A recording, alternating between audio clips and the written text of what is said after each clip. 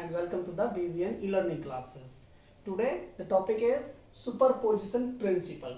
First of all, I would like to tell you why do we need superposition principle. तो Coulomb's vector form में हमने अब तक electrostatic force तो major करने की टेक्निक निकाल ली, बट कहीं ना कहीं अभी हम दो चार्ज पार्टिकल्स के बीच में ही फोर्स कैलकुलेट कर पा रहे हैं. What will happen if there are more than two charges? अगर मल्टीपल चार्जेस प्रेजेंट हैं तो क्या होगा? तो हमें सुपरपोजिशन प्रिंसिपल यूज करना पड़ेगा. और इस प्रिंसिपल में बेसिकली ये कहा गया है कि अगर दो से ज्यादा चार्जेस प्रेजेंट हैं तो टोटल फोर्स जो होगा, जो एक चार्ज पार्टिकल पर लगेगा, वो बेसिकली वेक्टर सम होगा of all the forces which are exerted on the charge particle, on the first charge particle. तो इसकी जो मैं प्रिंसिपल की डेफिनेशन लिखूं, it will be according to this principle the total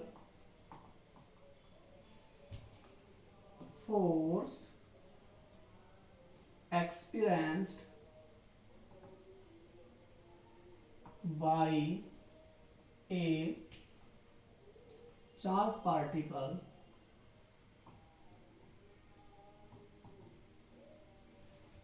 due to other charged particles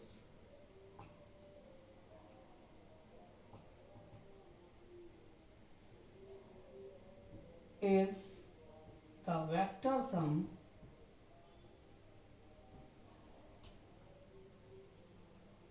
of all the forces exerted by other charged particles.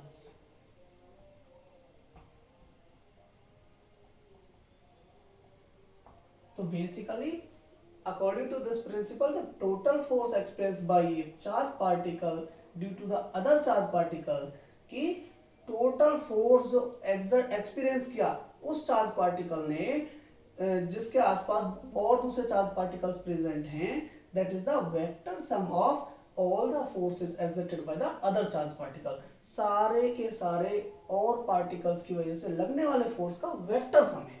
देखिए, इसको हम express करने के लिए क्या करेंगे, मान लो ये हमारा Q0 चार्ज पार्टिकल है और उसके पास में other charge particles Q1, Q2 and Q3 present हैं. तो अब क्या हुआ, Q1 भी इसके ऊपर फोर्स लगाएगा, let it is F01, and Q2 भी एक फोर्स एक्सर्ट करेगा, लेट इट इज F02. क्योंकि ये सभी चार्ज पार्टिकल्स पॉजिटिव हैं तो ये आपस में रिपल्सन फोर्स लगा रहे हैं, इसी वजह से इसकी डायरेक्शन इस तरीके से जा रही है. In the same way Q2 will also exert a force and that will be F03. In the same way अब देखिए, अगर हमें total force, like total force is F, ये हमें कैलकुलेट करना है तो हमें क्या करना पड़ेगा, F01 plus F02 vector plus F03 vector, इन तीनों ही फोर्सेस का वेक्टर सम करना पड़ेगा. और मान लो यहाँ पर और भी ज्यादा चार्ज पार्टिकल प्रेजेंट हैं तो ये हो जाएगा F0 n F वेक्टर. तो इस तरीके से n पार्टिकल्स के केसेस का हमने यहाँ पे एक्सप्रेशन निकाल लिया.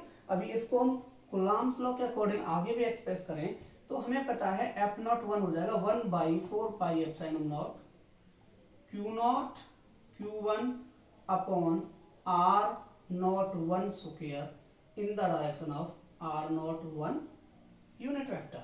In the same way, F02 will be 1/4πε0 Q0 Q2 upon R02 square in the direction of R02 unit vector. And in the same way, F03 will be 1/4πε0 Q0 Q3 upon R03 square in the direction of R03 unit vector. देखो बहुत ही simple है, वही Coulomb's law लगा दिया हमने 1/4πε0, जिसको हम केबी कहते हैं electrostatic constant. And after that Q not पहला चार्ज पार्टिकल, दूसरा चार्ज पार्टिकल Q1 हो गया, divided by this is the distance vector R not 1 का square and in the direction unit vector direction इसका दे दिया हमने, डिस्प्लेसमेंट वेक्टर का unit vector दे दिया। उसी तरीके से यहाँ पे Q नॉट और Q2 हो गए, यहाँ पर Q नॉट और Q3 हो गए। अब जो ये मैंने यहाँ पे डिस्प्लेसमेंट वेक्टर्स लिए हैं, ये NCERT के अकॉर्डिंग लिए हैं, ठीक है। तो ये हमारा इस तरीके से एक्सप्रेशन निकल जाएगा। इसको हम समीशंस के फॉर्म में भी लिख सकते हैं, और उसके लिए हमें पता है कि एक तो ये 1/4πε0 सभी में है, एक Q नॉट ये सभी में कॉमन है, तो हम इसको कॉमन ले लेंगे। 1/4πε0 इंटू में Q naught summation of I is equal to 0, I is equal to 1 to n QI divided by R naught I square in the direction of R naught I unit vector. ये हमारा n charge particle system के लिए expression निकल गया total force के लिए, ठीक है। इतना सा ये टॉपिक है, बहुत ही इंपॉर्टेंट है, न्यूमेरिकल्स बहुत आते हैं इसके ऊपर, इसके बाद हम न्यूमेरिकल्स डिस्कस करते हैं इसके ऊपर, okay. You can note it down. So our next numerical is also an unsolved NCERT numerical, and it is really very important numerical, and it is really based on superposition principle. Just read it out. 4-point charges Q is equal to this much, QB is equal to -5 microcoulomb, QC is equal to 2 microcoulomb, and QD is equal to -5 microcoulomb are located at the corners of square ABCD of side 10 centimeter. What is the force on a charge of 1 microcoulomb placed at the center of square? Basically ऐसे complex जो questions होते हैं वो कहीं ना कहीं समझने के लिए उनके लिए बेटर है कि आप डायग्राम बना लो और उसमें वो सारी चीजें इंडिकेट कर लो। तो मैंने यहाँ पे ऐसा ही किया है, ये स्क्वायर ले लिया, उसके चारों कॉर्नर्स पे मैंने वो चार पार्टिकल्स दिखा दिए जो उसने वहां पे स्पेसिफाई किए हैं। आफ्टर दैट मैंने सेंटर पे भी एक चार्ज पार्टिकल दिखा दिया जो कि उसने वहां पे स्पेसिफाई किया है। आफ्टर दैट मैंने ये स्क्वायर की साइड दिखा दी 10 सेंटीमीटर की और उन्हें इंडिकेट कर दिया। अब आप देखोगे तो हमें अगर फोर्स निकाल, यहाँ पे क्या है कि मल्टीपल चार्ज प्रेजेंट हैं और मल्टीपल चार्जेस की वजह से हमें फिर फोर्स निकालना है एक पर्टिकुलर चार्ज के ऊपर, तो इसीलिए हमें यहाँ पे सुपरपोजिशन प्रिंसिपल लगाना पड़ेगा। जैसा कि मैंने आपको पहले सुपरपोजिशन प्रिंसिपल को बताते टाइम आपको स्पेसिफाई किया था कि ये कंडीशन होती है कि जब दो से ज्यादा चार्ज पार्टिकल प्रेजेंट हो तो हमें सुपरपोजिशन प्रिंसिपल का यूज करना होगा। तो यहाँ पे अगर हम कूलम्ब्स लॉ लगाएं पर्टिकुलर फोर्स को निकालने के लिए, तो ये होता है उसका फॉर्मूला। ये कांस्टेंट है, हमें इसकी वैल्यू पता है, Q1 Q2 हमारे पास रहेंगे वहां से, बट हमें R अभी फाइंड आउट करना पड़ेगा, distance between the two charge particle, क्योंकि बेसिकली उसने स्क्वायर की साइड दी है, बट जो हमारे चार्ज पार्टिकल्स के बीच की डिस्टेंस है AO, BO, CO, DO, ये क्या है, ये हमें अभी फाइंड आउट करनी पड़ेगी। और आपको इसके लिए यूज करना पड़ेगा स्क्वायर के रूल्स को। देखिए स्क्वायर का जो डायगोनल होता है, जैसे ये AC डायगोनल हो गया, ये स्क्वायर के अंदर जो डायगोनल्स होते हैं आपस में एक दूसरे को बाइसेक्ट करते हैं, 90 डिग्री पे बाइसेक्ट करते हैं। तो बेसिकली जो हमारा AO है that is the half of AC। अब डायगोनल अगर हमें निकालना है, AC डायगोनल अगर हमें निकालना है, तो स्क्वायर के लिए एक सिंपल फॉर्मूला है A√2, जितनी उसकी साइड है उसमें √2 की मल्टीप्लाई कर दो, इसका मतलब 10√2 हो गया AC। और अगर मुझे AO निकालना है तो एक AO क्या होगा, AO जो है AC का क्या है, हाफ है, तो ये हो जाएगा 10√2 divide by 2 and it will become 5√2 centimetre. Okay, अब जितना ये AO है उतना ही हमारा BO रहेगा, उतना ही CO रहेगा, उतना ही DO रहेगा, क्योंकि स्क्वायर के डायगोनल्स जो हैं वो इक्वल लेंथ के होते हैं, तो उनके बाइसेक्टर्स भी इक्वल होंगे लेंथ में, ठीक है। तो उस तरीके से AO is equal to BO is equal to CO is equal to DO which is equal to 5√2 centimetre. अब इसको हमें SI यूनिट में कन्वर्ट करना पड़ेगा, वरना हमें इसे कैलकुलेशन में कहीं ना कहीं मिस्टेक हो जाएगी हमसे। So this is in meters now. Okay. After that we will find out the force on charge placed at O point due to the charge placed at A point, और मैंने उसको नाम दे दिया FA। तो अब इसको कैसे निकालेंगे, K QO into QA divided by R square. Okay, तो हम यहाँ पे इसको अप्लाई कर सकते हैं, 9 into 10 raise to power 9 into में Q naught is 1 microcoulomb, 1 micro is this much, after that QA is 2 microcoulomb, it is this much, after that R square, and R is the 5 root 2 into 10 raised to power minus 2 का square, और जब आप इसकी calculation करके लाओगे तो इसकी value आएगी 3.6 Newton. In the same way I will find out FB, which will become K Q naught QB divided by R square, और यहाँ पे हम वैल्यूज इसकी पुटअप करेंगे। Q naught कितना हो गया हमारा, that is 1 माइक्रोकुलम, और QB हमारा कितना है 5 microcoulomb divided by R square। R is 5 root 2 into 10 raised to power minus 2 का स्क्वायर, और जब इसको कैलकुलेट करके आप लाओगे तो इसकी वैल्यू आएगी 9 Newton. In the same way FC जो हमारा रहेगा वो दोबारा से QA के बराबर ही वैल्यू आ गई, इसलिए फोर्स की वैल्यू भी सेम ही आएगी हमारी, that will again come 3.6 Newton and FD will come 9 Newton, क्योंकि वो दोबारा से -5 ही यहाँ पे आ गया। तो QB और QB और QD की वजह से सेम फोर्स हो गया, Q और A और QC की वजह से सेम फोर्स हमारा अप्लाई हो रहा होगा QO के ऊपर। तो इस तरीके से आगे अब बात आती है इसकी डायरेक्शंस की। तो डायरेक्शन देखो, दोनों ही पॉजिटिव चार्ज है, QA भी पॉजिटिव है, ये भी पॉजिटिव है, तो इसकी जो डायरेक्शन होगी वो कैसे होगी, रिपल्सिव फोर्स लगेगा इसके ऊपर, तो ये होगी AO, या मैं उसको OC भी कह सकता हूँ। बेसिकली ये दोनों एक दूसरे को रिपल्स करेंगे, तो यहां से OC की डायरेक्शन में इसकी रहेगी, ठीक है। तो मैं यहां पे लिख दूंगा अलोंग OC डायरेक्शन।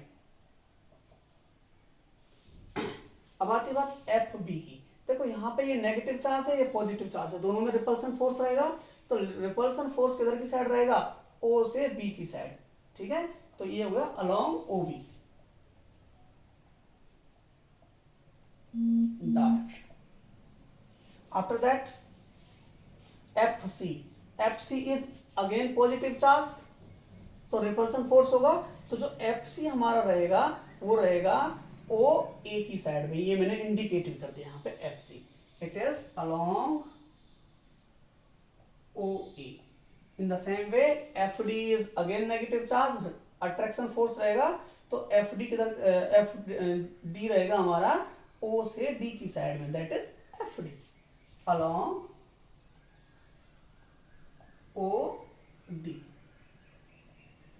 अब यहां पर हम एक चीज देख सकते हैं, ये हमारा F है, ये हमारा FC है, दोनों चार्जेस यहाँ पे बराबर हैं, इसलिए दोनों का मैग्नीट्यूड बराबर है, और दोनों की ही डायरेक्शन कैसी है, अपोजिट। FA इधर जा रहा है तो FC इधर आ रहा है, तो इस वजह से हम कह सकते हैं कि FA is equal to minus FC। FA जो हमारा है वो FC के जस्ट इक्वल है एम्पलीट्यूड में, नेगेटिव है डायरेक्शन में। उसी तरीके से हम कह सकते हैं FB is equal to minus of FD, क्योंकि same situation is there, QB -5 microcoulomb -5 microcoulomb, और इसकी डायरेक्शन इधर तो उसकी डायरेक्शन उधर, same amplitude and direction is opposite in this way. अब हमें निकालना है O के ऊपर फोर्स, तो जैसा सुपरपोजिशन प्रिंसिपल कहता है that will the vector sum of all the forces acting on the O charge. Okay, so F total के लिए T लिख दिया मैंने, that is equal to FA plus FB plus FC plus FD। Okay, अब यहां से मैं value रख सकता हूं FA और FB की। FA की वैल्यू क्या है, माइनस FC, और FB की वैल्यू क्या है, minus FD plus FC plus FD। देखिए एफ ए की वैल्यू थी, ये मैंने यहाँ पे पुट अप कर दिया, एफ बी की वैल्यू थी माइनस एफ डी, ये मैंने यहाँ पे पुट अप कर दिया, उसके बाद एफ सी एन, उसके बाद एफ डी ए यहाँ पे आ गया। अब इन दोनों को मैं कैंसिल कर सकता हूं, एफ डी कैंसिल आउट हो गया, एफ सी कैंसिल आउट हो गया, और आंसर आया हमारा 0 न्यूटन। तो इस तरीके से हमारा क्वेश्चन सॉल्व होगा। बहुत बड़ा है देखने में, और आंसर क्या आ रहा है इसका 0। मेन जो है इसकी वो है अंडरस्टैंडिंग द कॉन्सेप्ट्स। तो आप इसको नोट डाउन कर सकते हैं। Next numerical is solved NCERT numerical, but really very important, very crucial also. Consider three charges Q1, Q2, Q3 each equal to Q at the vertices of an equilateral triangle of side L. What is the force on a charge Q placed at the centroid of the triangle? Basically ये question भी कहीं ना कहीं आपको complex लगेगा, इसकी figure बना लें तो ज्यादा बेटर रहेगा। फिगर बना दिया मैंने। वो कह रहा है 3 चार्जेस हैं Q1, Q2, Q3, जिनका एम्पलीट्यूड जो है Q है, और वो तीनों वर्टिक्सेस के ऊपर रखे हुए हैं, इक्विलेटरल ट्राइंगल के वर्टिक्सेस के ऊपर। तो इक्विलेटरल ट्राइंगल बनाया मैंने, ए बी सी तीनों के ऊपर मैंने चार्जेस रख दिए, ठीक है। Q1 वो भी Q है उसका एम्पलीट्यूड, Q2 का भी यही है, Q3 का भी यही है। इस तरीके से मैंने पुटअप कर दिया। उसके बाद कह रहा है साइड उसकी L है, तो L से मैंने इंडिकेट भी कर दिया उसको। What is the force on A charge Q placed at the centroid of the triangle? ये सेंट्रोइड हो गया हमारे ट्राइंगल का, इक्वेटर ट्राइंगल का, और उस पर मैंने Q चार्ज प्लेस कर दिया, और उसके ऊपर हमें फोर्स फाइंड आउट करना है। तो आप देख सकते हो एक चार्ज के ऊपर मल्टीपल चार्जेस की वजह से लगने वाला फोर्स हमें निकालना है, तो हमें कौन सा प्रिंसिपल यहाँ पे अप्लाई करना पड़ेगा? Superposition principle. ओके, तो लेट्स स्टार्ट द सॉल्यूशन। सबसे पहले हमें इंडिविजुअल फोर्स निकालना पड़ेगा कि इस चार्ज की वजह से इसके ऊपर कितना फोर्स लग रहा है, इसकी वजह से इस पे कितना लग रहा है, इसकी वजह से इस पे कितना लग रहा है। उनकी डायरेक्शंस भी निकालनी पड़ेंगी और फिर उनका सम करना पड़ेगा। ओके, तो सबसे पहले जैसे कि कूलम्ब्स लॉ के according F is equal to K Q1 Q2 upon R square. हमारे पास K Q1 Q2 ये तीनों क्वांटिटीज हैं, हम यहाँ से निकाल सकते हैं, ठीक है। बट R जो है that is the distance between the two charge particle, this AO BO CO, ये हमारे पास अभी नहीं है। इसको हम फाइंड आउट कर सकते हैं कैसे? कि इक्विलेटरल ट्राइंगल के लिए, इक्विलेटरल ट्राइंगल के लिए जो सेंट्रोइड और वर्टिक्सेस के बीच की डिस्टेंस होती है that is a/√3, means side की लेंथ डिवाइड बाय √3। तो इस तरीके से ये क्या हो जाएगा? L/√3, ये इस तरीके से निकल जाएगा। और मैं ये कह रहा हूं कि इसके बिना भी हमारा क्वेश्चन हो जाएगा। Let's do it without this value. Let, देखिए इक्विलेटरल ट्रायंगल में तीनों ही साइड बराबर होती हैं और सेंट्रोइड से तीनों वर्टिसेस की डिस्टेंस सेम होती है, ठीक है। तो इसलिए AO is equal to BO is equal to CO, और हमने इस डिस्टेंस को क्या मान लिया? R। ओके, हमने ये मान लिया। After that force on Q due to Q1, Q के ऊपर फोर्स किसकी वजह से? Q1 की वजह से। तो मैं इसको इंडिकेट करूंगा F01, क्योंकि चार्ज Q1 की वजह से है ये। तो ये बन जाएगा हमारा K एंड Q, इसका चार्ज हो गया, Q1 की वैल्यू है Q divided by R square. इसकी डायरेक्शन क्या है? इट इज, देखो ये पॉजिटिव ये भी पॉजिटिव, दोनों में रिपल्सन फोर्स होगा, और ये इसको रिपेल करके किधर की साइड फोर्स लगाएगा? इधर की साइड। ओके, और मैंने इसका नाम दिया F01। This is a vector quantity along AO. I think you can understand this. After that, force on Q due to Q2, Q पर फोर्स Q2 की वजह से। ओके, मैंने इसको नेम दे दिया F02, और यहां पर वही कूलम्ब्स लॉ हमें लगाना पड़ेगा, K Q upon R square. देखो ये हमारा पहला चार्ज हो गया, ये हमारा दूसरा चार्ज होगा Q2 और ये R, इसके बीच की डिस्टेंस बराबर थी वो ले ली हमने। अब निकालनी है हमें इसकी डायरेक्शन, और डायरेक्शन निकालने के लिए ये भी पॉजिटिव चार्ज ये भी पॉजिटिव चार्ज, दोनों में क्या होगा रिपल्सन, और रिपल्सन की वजह से ये फोर्स की डायरेक्शन जो होगी that will be this direction, और मैंने इसको नेम भी दे दिया F02। डायरेक्शन क्या है ये BO की डायरेक्शन है, along BO। I think you have understood it here. Next is force Q due to Q3 and that will be indicated by F03। Again वही रहेगा K Q upon R square along CO। कैसे आएगा CO, ये देख लो C है, ठीक है, दोनों पॉजिटिव चार्जेस। अगेन कैसा फोर्स आएगा रिपल्सन फोर्स, कौन सी डायरेक्शन में, इस डायरेक्शन में, CO डायरेक्शन में। इस तरीके से ये F03 भी मैंने निकाल लिया। ओके, आप समझ सकते हैं इसको।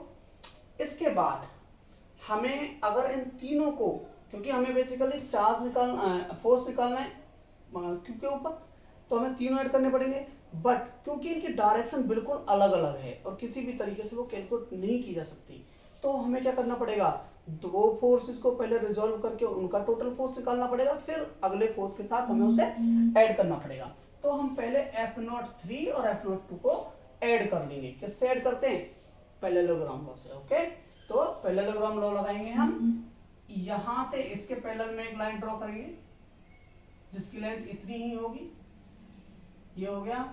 यहां से इसके पैरेलल में एक लाइन ड्रॉ करेंगे ये, और इस तरीके से मेरा ये वेक्टर निकल के आ गया और मैंने इसका नाम दे दिया F डैश। ठीक है, यहां पर लिखूंगा मैं according to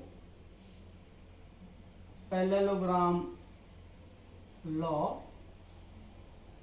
F dash is equal to F02 square plus F03 square plus 2 F02 into F03 cos theta. ये हमारा पैरेललोग्राम लॉ का फॉर्मूला होता है। ठीक है, अब सबसे पहले अब हमें यहाँ थीटा की जरूरत पड़ रही है। ओके, तो थीटा के लिए इन तीनों ही फोर्सेस के बीच में बराबर एंगल होगा, और तीनों के बीच में बराबर एंगल होगा तो टोटल एंगल कितना होता है ना 360। तो हमारा दो एंगल्स के, दो फोर्सेस के बीच में कितना हो गया 360 divided by 3, that is 120 degree. 120 degree हाँ, 120 डिग्री हाँ, और 120 डिग्री यहाँ, टोटल हो गया 360 डिग्री। ओके, समझ में आया सभी को। तो ये 120 डिग्री है, तो इस थीटा की वैल्यू हमने यहाँ पे रख दी 120 डिग्री। ठीक है, तो हम इसको आगे एक्सटेंड कर देंगे, F02 square plus F03 square plus 2 F02 dot F03, और cos 120 की वैल्यू होती है -1/2, वो वैल्यू हम यहाँ पे रख देंगे। इस 2 से ये 2 कैंसिल आउट हो जाएगा, ये माइनस यहाँ से यहाँ आ जाएगा। अभी एक चीज और आएगी दिक्कत अब, कि ये है F02 और ये है F03, इनको हम आपस में ऐड नहीं कर पाएंगे, तो अब हमें कहीं ना कहीं इनकी वैल्यूज किसी तरीके से रिजोल्व करनी पड़ेगी। तो देखो F01, F02 और F03 तीनों का ही एम्पलीट्यूड कैसा है, इक्वल है। तो हम ये बात लिख सकते हैं कि F01 amplitude is equal to F02 amplitude is equal to F03 amplitude. Okay, ये भी वेक्टर क्वांटिटीज है सारी। तो इस तरीके से हो गया। अब इसी बात को हम यहां पे भी रख देंगे, सो इसके इक्वल टू में चल रहे हैं हम यहाँ, F02 square is equal two plus में F02 स्क्वायर प्लस में F02 इंटू में F02, यहाँ ये माइनस आ गया।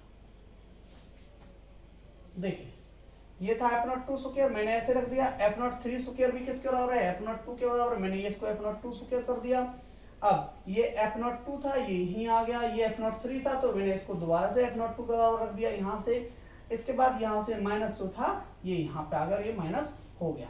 तो देखिए F0 स्क्वायर से F02 स्क्वायर से ये कैंसिल आउट हो गया, और हमारा निकल के क्या अंदर क्या रहेगा, केवल F02 का स्क्वायर टर्म रहेगा, तो अंडर रूट होगा उसका, तो हमारा ये निकल के आ गया F not 2 only. I think you can understand very easily. तो हमने इसका एम्पलीट्यूड निकाल लिया, अब बात आती है डायरेक्शन की। तो इसकी जो डायरेक्शन है वो निकल के आएगी OA, क्योंकि ये डायरेक्शन आप देख सकते हो इस साइड में है, तो ये है अलोंग OE।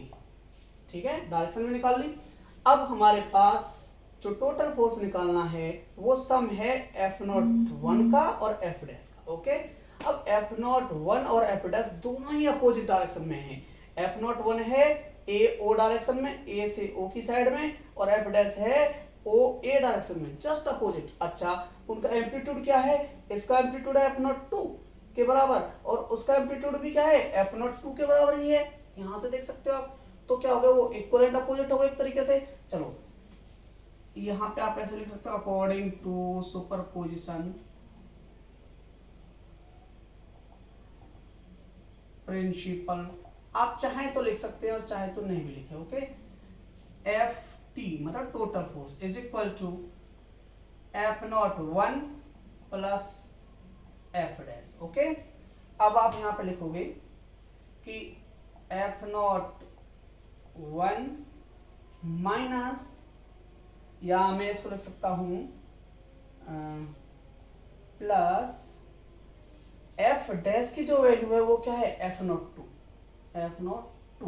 बट जैसा मैंने बताया आपको, डायरेक्शन क्या है? जस्ट अपोजिट है, तो मैं इसको माइनस कर दूंगी क्योंकि डायरेक्शन इसकी अपोजिट है। ओके, तो अब मैं यहां के बाद लिखूंगा F01 vector minus F02 vector which is equal to 0 as magnitude of F01 is equal to magnitude of F02 vector, दोनों के मैग्नीट्यूड बराबर हैं। तो इस बार फिर दोबारा से बहुत बड़ा क्वेश्चन किया, बहुत अच्छा हमने क्वेश्चन किया, लास्ट में आंसर 0 न्यूटन आया है। आप इसको नोट डाउन कर सकते हैं, अच्छे से अंडरस्टैंड करें।